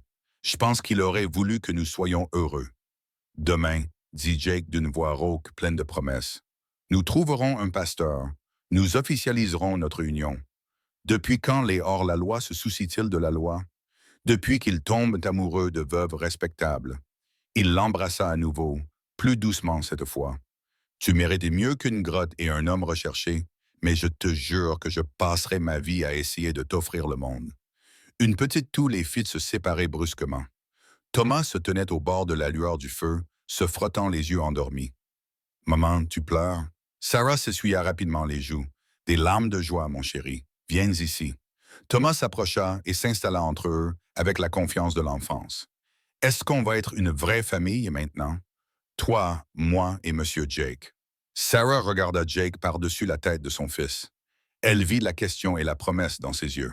« Est-ce que ça te plairait? » « Oui. » Thomas bâilla. « Monsieur Jake m'apprend à suivre des traces et à tirer. Et il y raconte de meilleures histoires que n'importe qui, et il n'a pas l'air triste tout le temps comme toi. La vérité sort de la bouche des enfants, pensa Sarah. Alors oui, nous allons former une vraie famille. Bien. Thomas se blottit contre Jake avec une affection naturelle. On pourra avoir une vraie maison aussi? Cette grotte est sympa, mais il fait froid. Nous aurons une maison, promit Jake en passant son bras autour des épaules du garçon. Au nord d'ici, là où l'herbe est verte et l'eau claire. Je la construirai moi-même, avec un grand porche pour ta maman et une grange pour les chevaux. Et un chien, le plus gros et le plus méchant que nous pourrons trouver. Alors que Thomas se rendormait, Sarah croisa le regard de Jake. C'était pour cela qu'elle s'était battue. Se rendit-elle compte, pas seulement une terre ou un héritage, mais la chance pour son fils d'avoir à nouveau un père, pour elle-même d'avoir un partenaire, pour eux tous d'avoir de l'espoir. Le lendemain matin, des cavaliers arrivèrent dans la vallée en contrebas, une importante équipe de recherche accompagnée de chiens. Jake les observa depuis un point d'observation caché, puis revint avec une mauvaise nouvelle. Hartley a mis nos têtes d'appris. 500 $ pour moi, 100 pour toi. 100 $? Sarah se sentit étrangement insultée. C'est tout. Jake éclata d'un rire surpris et sincère. C'est bien ma fille, toujours prête à se battre, même face à de mauvaises nouvelles. Ils firent leur bagage rapidement et efficacement, se préparant à quitter leur refuge temporaire. Sarah jeta un dernier regard autour d'elle dans la grotte qui les avait abrités. D'une manière étrange, c'était ici qu'elle s'était trouvée, qu'elle avait trouvé l'amour, le courage et la force de laisser le passé derrière elle.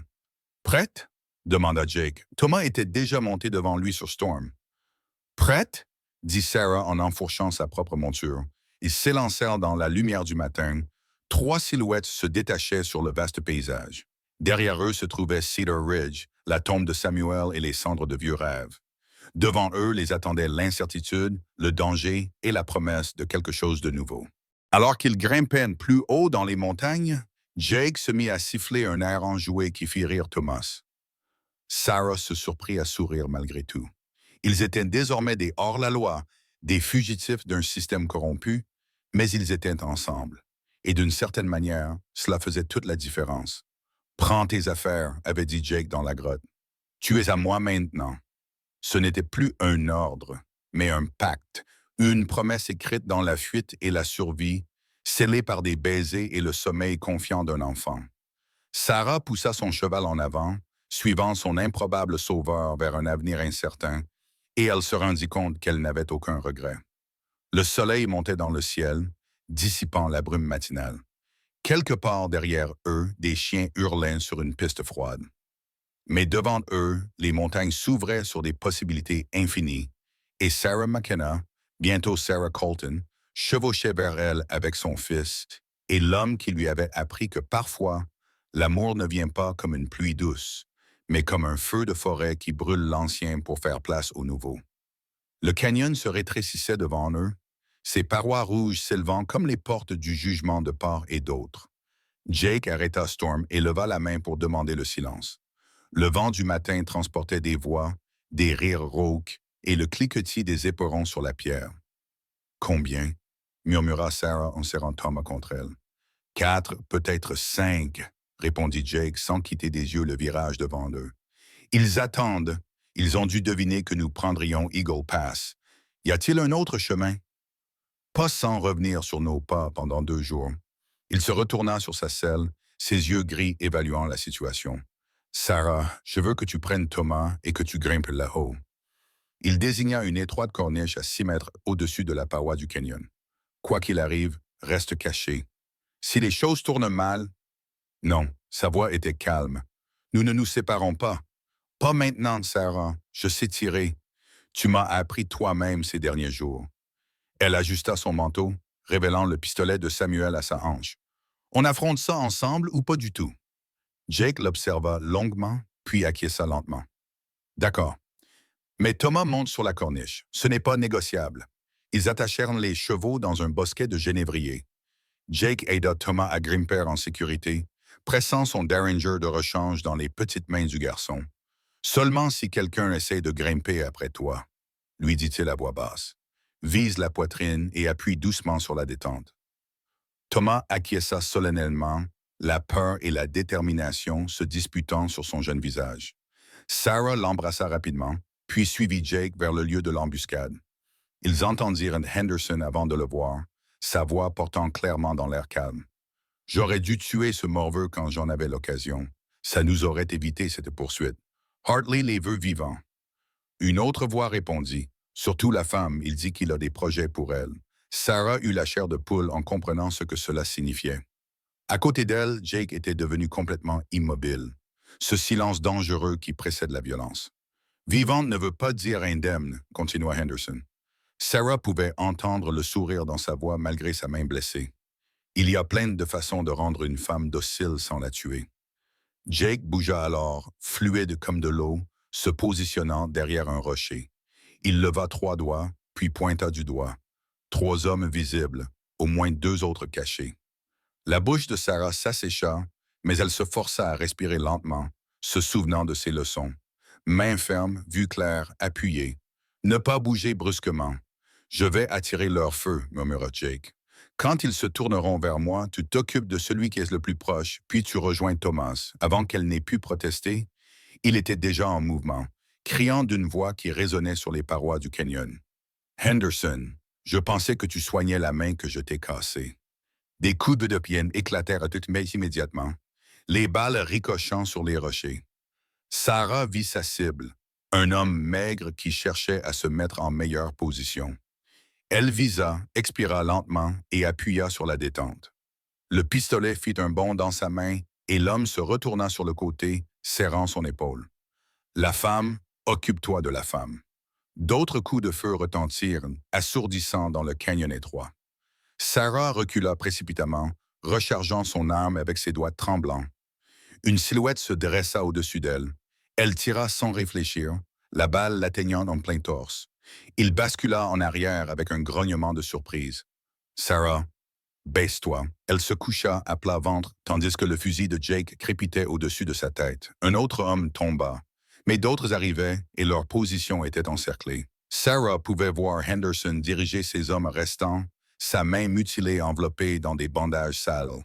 Puis elle l'entendit. Thomas criait depuis la corniche. Un 5e homme avait contourné le groupe et grimpait vers son fils. Sans réfléchir, Sarah quitta sa cachette et courut vers la menace. Les balles ricochaient sur les rochers autour d'elle, mais tout ce qu'elle voyait, c'était Thomas qui reculait devant la silhouette qui grimpait. Le pistolet, oublié dans sa terreur. Le fusil de Jake tira à nouveau et le grimpeur tomba en arrière en hurlant, mais cette distraction leur coûta cher. Sarah sentit la balle avant d'entendre le coup de feu, une ligne brûlante à travers ses côtes qui la fit tourner sur le côté. Elle heurta le sol violemment, haletant. « Sarah! » Le rugissement de Jake résonna sur la pierre. Puis ses armes se mirent à parler à un rythme mortel, le tir contrôlé d'un homme qui avait appris son métier dans le sang, à travers une vision brouillée par la douleur. Sarah vit Henderson se précipiter vers elle. Elle leva le pistolet de ses mains tremblantes, mais il le repoussa d'un coup de pied, sa botte frappant ses côtes blessées. La douleur lui brouilla la vue. « Je t'ai, sorcière », grogna Henderson en tendant la main vers elle. Le coup de feu qui le tua vint d'en haut. Sarah cligna des yeux, concentrant son regard à travers ses larmes pour voir Thomas sur le rebord, le pistolet fumant dans ses petites mains. Henderson eut l'air presque comiquement surpris avant de s'effondrer à côté d'elle. Puis Jake fut là, la soulevant avec douceur. « C'est grave? » « Pas profond, parvint-elle à dire. Juste sanglant. Le canyon était devenu silencieux, à l'exception du bourdonnement dans ses oreilles. L'examen rapide de Jake confirma son diagnostic. Une éraflure le long de ses côtes, douloureuse et saine, mais pas mortelle. Il la banda rapidement avec des bandes déchirées dans sa chemise. « Thomas » appela-t-elle. « Je vais bien, maman. » Sa voix était tremblante mais fière. « Je l'ai eu, comme M. Jake me l'a appris. »« Tu as bien fait, mon fils, » répondit Jake. « Reste là encore une minute. » Il fit rapidement le tour du champ de bataille, confirmant ce que Sarah savait déjà. 5 hommes morts, l'embuscade s'était transformée en massacre. Quand il revint, son visage était sombre. Il fallait partir. Avec autant de morts, Hartley enverrait une armée la prochaine fois. Ils récupérèrent Thomas, qui s'accrochait à Sarah malgré ses grimaces de douleur. Le garçon essayait d'être courageux, mais elle pouvait le sentir trembler. « Tu m'as sauvé la vie, » lui dit-elle doucement. « Tu es le garçon le plus courageux que je connaisse. » J'avais peur. Il l'admit. Mais il allait vous faire du mal, à vous et à monsieur. Jake répondit, « Nous protégeons notre famille. » La famille, même à travers la douleur. Ces mots la réconfortèrent. Ils chevauchèrent sans relâche malgré la blessure de Sarah, s'enfonçant toujours plus profondément dans cette région sauvage. Dans l'après-midi, Jake trouva ce qu'il cherchait. Un ruisseau limpide coulant à travers une prairie, offrant une bonne visibilité et une position défendable dans les rochers au-dessus. « Nous allons nous reposer ici, » décida-t-il. « Laisse-moi examiner cette blessure correctement. » Sarah endura ses soins en serrant les dents. La balle avait creusé un sillon le long de 2 côtes, suffisamment profond pour saigner abondamment, mais sans toucher aucun organe vital. Jake nettoya la blessure avec du whisky qui brûlait comme du feu, puis la banda correctement avec un tissu propre provenant de leur provision. Tu auras une cicatrice, dit-il doucement. Une de plus à ajouter à la collection, répondit-elle en essayant de prendre un ton léger, mais l'épuisement prit le dessus sur ses mots. Sarah, dit-il en immobilisant ses mains sur le bandage, ce que tu as fait là-bas en couvrant Thomas, c'était stupide, je sais, mais c'est exactement ce que ferait une mère. Ses yeux gris reflétaient une profonde émotion. Mais la prochaine fois, fais-moi confiance pour m'en occuper. Je ne peux pas vous perdre, ni l'un ni l'autre. Cette nuit-là, autour de leur petit feu, la réalité de leur situation s'abattit sur eux comme un linceul. 7 hommes c'est 2 affrontements. Le territoire allait être envahi d'avis de recherche. Leurs visages seraient inconnus, leurs descriptions diffusées. Nous pourrions aller au Mexique, suggéra Jake. Je connais des gens là-bas. Nous pourrions recommencer à zéro, là où la loi ne peut vous atteindre. Non. Sarah regarda Thomas, qui somnolait contre l'épaule de Jake. Il mérite mieux qu'une vie en exil. Nous le méritons tous. Alors quoi? Elle y avait réfléchi toute la journée. Un plan fou né du désespoir et de l'espoir. Nous renversons la situation. Nous passons à l'offensive. Jake haussa un sourcil. Explique. Hartley est le véritable criminel ici. Falsification, tentative de meurtre, complot. Si nous pouvions obtenir des preuves, des témoignages. De qui? Toute la ville a peur de lui ou est à son solde. Pas tout le monde. Sarah pensa à la réticence du shérif Watson, au regard compatissant d'Henry Morrison. Il y a des gens bien à Cedar Ridge, ils ont juste besoin que quelqu'un se lève le premier. C'est un jeu dangereux. Sarah Hartley a des ressources que nous n'avons pas, mais nous avons quelque chose qu'elle n'a pas. Elle croisa son regard à travers le feu. Nous n'avons plus rien à perdre, et nous sommes là l'un pour l'autre. Jake resta silencieux pendant un long moment. Alors, qu'est-ce que tu as en tête? Ils discutèrent toute la nuit, élaborant et rejetant des idées. À l'aube, ils avaient les grandes lignes d'un plan. Risqué, probablement insensé, mais mieux que de fuir éternellement. Je connais un juge à Denver. Jake dit, un juge fédéral, il ne peut pas être acheté. Si nous voulons lui présenter des preuves, il nous faut des preuves.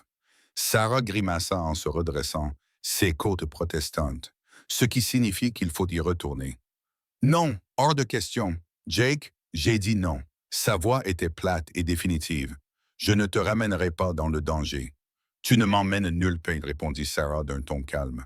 C'est moi qui choisis d'y aller. Il y a une différence. Ils se regardèrent fixement par-dessus les cendres refroidies, 2 âmes obstinées qui s'affrontaient. Finalement, Jake éclata d'un rire bref et sonore. Sam m'avait prévenu que tu étais têtu. Il disait que c'était ce qu'il aimait le plus chez toi et ce qui le rendait le plus fou. Samuel l'acceptait. Et toi, tu peux l'accepter? Ai-je le choix? Toujours. Sarah tendit la main pour prendre la sienne. Mais j'espère que tu choisiras de me faire confiance, de me traiter comme une partenaire, pas comme un objet. Jake retourna sa main, suivant du doigt les callosités que des mois de dur labeur avaient formées. Partenaire, acquiesça-t-il, que Dieu nous vienne en aide. Alors que le soleil se levait au-dessus des parois du canyon, peignant le monde de nuances dorées et cramoisies, ils se préparèrent pour le jeu le plus dangereux qui soit.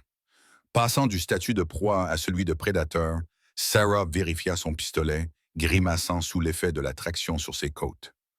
La veuve McKenna n'aurait jamais imaginé suivre cette voie, mais la femme qu'elle était devenue, forgée par le feu et le désespoir, était prête à affronter tout ce qui l'attendait. Sarah, dit Jake doucement alors qu'il se préparait à partir. Ce que j'ai dit de tout à l'heure dans la grotte. Prends tes affaires. Tu es à moi maintenant, sourit-elle en se remémorant cette phrase. Oui, ça. Il semblait presque timide. Cet homme dangereux qui avait tué pour les protéger. Je le pensais, tout cela. Mais je veux que tu saches que tu n'es pas à moi comme un bien. Tu es à moi comme mon cœur est à moi. Une partie de moi. La meilleure partie. Sarah sentit les larmes lui monter aux yeux. Jake Colulton. Tu essaies d'être romantique? J'essaye. Il grimaça. Je ne suis pas très doué pour ça. Tu es parfaite. Elle se pencha par-dessus le cou de Storm pour l'embrasser. Un baiser bref, mais plein de promesses. Et tu es à moi aussi. Comme toujours. Thomas remua puis se réveilla avec la résilience de l'enfance. On part à l'aventure aujourd'hui, la plus grande jusqu'à présent. Jake lui dit, installant le garçon devant lui, prêt à être courageux à nouveau? Je suis toujours courageux maintenant, déclara Thomas. Toi et maman m'avez appris. Alors qu'ils chevauchaient vers un avenir incertain, Sarah réfléchit aux étranges rebondissements du destin. Elle avait perdu un mari, une maison, son ancienne vie, mais elle avait gagné quelque chose de précieux. Un amour né du feu et éprouvé dans le sang. Un partenaire qui voyait sa force plutôt que sa faiblesse, et la chance de construire quelque chose de nouveau à partir des cendres de l'ancien. Le canyon s'ouvrait devant eux, des parois rouges laissant place à un ciel infini. Quelque part au-delà les attendaient Josiah Hartley et son empire corrompu, mais aussi de nouvelles possibilités. La justice, la rédemption et l'espoir d'une vie libre. Ensemble, demanda Jake, debout à côté d'elle sous la pluie battante. Ensemble, confirma Sarah, ignorant la douleur dans ses côtes et le danger qui les attendait. Et ensemble, ils chevauchèrent vers le soleil levant. Trois guerriers improbables liés par l'amour et la détermination, prêts à affronter toutes les batailles que la journée leur réservait. La ville de Cedar Ridge semblait différente dans l'obscurité qui précédait l'aube. Sarah rabattit son chapeau sur ses yeux, reconnaissante pour les vêtements masculins que Jake avait procurés et pour les ombres qui cachaient son identité à ses côtés. Jake se déplaçait avec un silence prédateur, tous ses sens en alerte pour détecter le danger. Ils avaient laissé Thomas chez un ami de confiance dans la vallée voisine, une dette que Jake avait contractée dans sa vie passée. Morrison conserve ses dossiers dans l'arrière-boutique. Sarah murmura. Et Watson, s'il est là où je pense, nous pourrions avoir de la chance. Ils se séparèrent dans la ruelle dans la ruelle derrière Main Street. Jake se dirigea vers le bureau du shérif, tandis que Sarah se glissa dans l'obscurité vers le magasin de Morrison. La clé était là où Henry l'avait toujours cachée, sous le troisième pot de fleurs près de la porte arrière. Elle l'avait vue la récupérer une fois lorsqu'elle était venue tôt pour s'approvisionner à l'intérieur. Les odeurs familières du magasin lui serrèrent la poitrine de souvenirs. Combien de fois avait-elle fait ses courses ici en tant qu'épouse de Samuel, puis en tant que veuve? À présent, elle était une fugitive, s'introduisant comme une vulgaire voleuse. Sauf que les voleurs prenaient des choses. Elle était là pour rendre quelque chose à la lumière. Les registres étaient exactement là où elle espérait les trouver. Des registres montrant les paiements versés par Hartley à divers fonctionnaires de la ville, y compris une somme importante au juge Blackwood la semaine précédant la mort de Samuel. Ses mains tremblaient tandis qu'elle copiait les entrées pertinentes. C'était ça, la preuve d'un complot remontant à plus d'un an. Une planche craqua derrière elle. Sarah se retourna, la main sur son pistolet, pour trouver Henry Morrison en chemise de nuit, le fusil levé. « Sarah, dit-il d'une voix choquée, bon sang, femme, qu'est-ce que tu fais? Ce que j'aurais dû faire il y a des mois. » Elle garda ses mains bien en vue, sans menace, à la recherche de la vérité sur Hartley. Le fusil d'Henry vacilla. « Tu n'aurais pas dû revenir. Je sais qu'il y a une prime sur ta tête. » Elle désigna les registres. « Tu étais au courant de ces paiements? Tu savais que Hartley prévoyait de voler nos terres avant même la mort de Samuel. » Le visage du commerçant se décomposa. « Je m'en doutais, mais que pouvais-je faire? Il possède la moitié de la ville. Il a des hommes comme Henderson pour faire respecter sa volonté. » Henderson est mort. Sarah vit la compréhension poindre dans ses yeux. « Avec 6 autres personnes qui ont tenté de nous assassiner, nous avons fini de fuir. Henry, mais nous avons besoin d'aide. Je ne peux pas. Ma famille. Ta famille doit aussi vivre dans cette ville, sous la coupe de Hartley. C'est ce que tu veux pour tes enfants, tes petites enfantes? » Henry la fixa longuement, puis baissa lentement son fusil.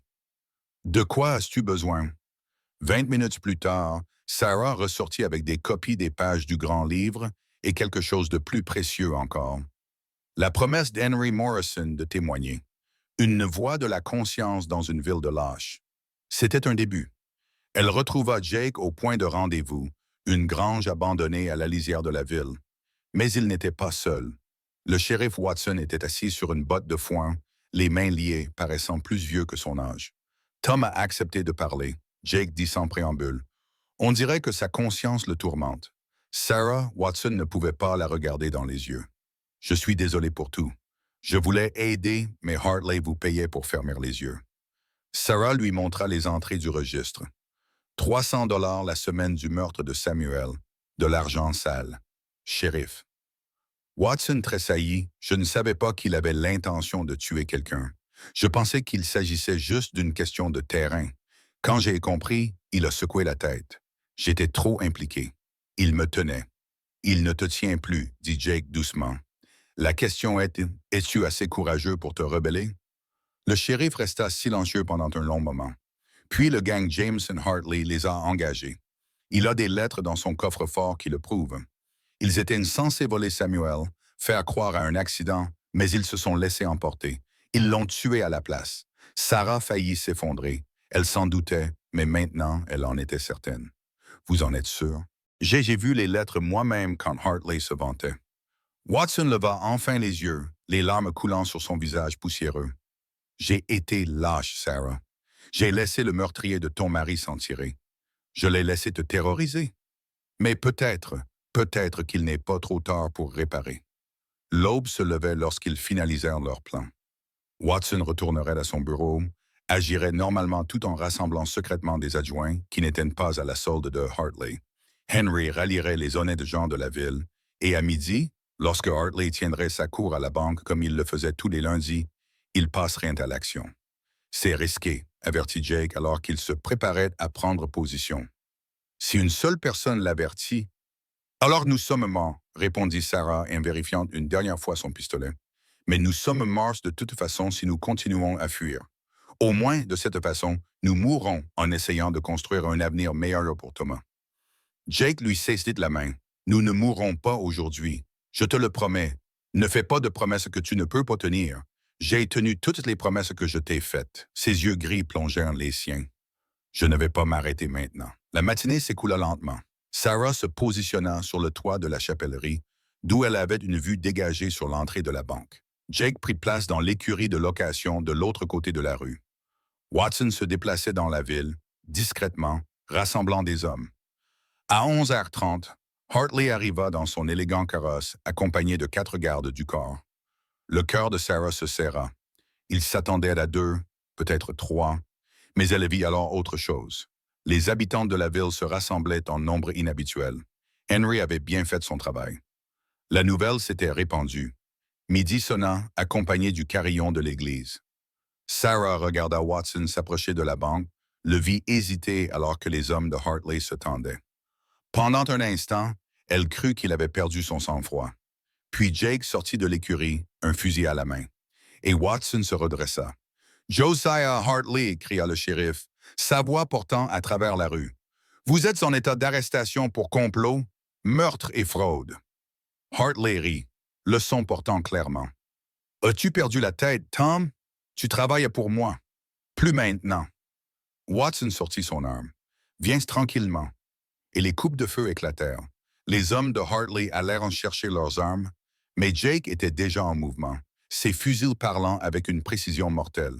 Sarah baissa son pistolet, choisit sa cible, essayant de ne pas penser au fait qu'elle tirait sur des êtres humains en plein jour. La bataille fut brève mais violente. Lorsque la fumée des armes se dissipa, 2 des gardes de Hartley gisaient morts, un autre était blessé et le dernier se rendait. Hartley lui-même se recroquevillait derrière la roue de sa voiture, son costume chic déchiré et poussiéreux. « C'est fini, Hartley !» cria Sarah depuis son perchoir. « Ton règne de terreur prend fin aujourd'hui. »« Toi, dit-il, le visage déformé par la rage, tu aurais dû prendre l'argent, espèce d'idiote. Ça suffit. » La voix de Jake était tranchante comme une lame. Il se tenait maintenant au-dessus de Hartley, son arme pointée sur lui. « Sarah, descends, laisse la justice s'occuper de lui maintenant. » Maintenant, elle descendit prudemment, les côtes lui faisant mal.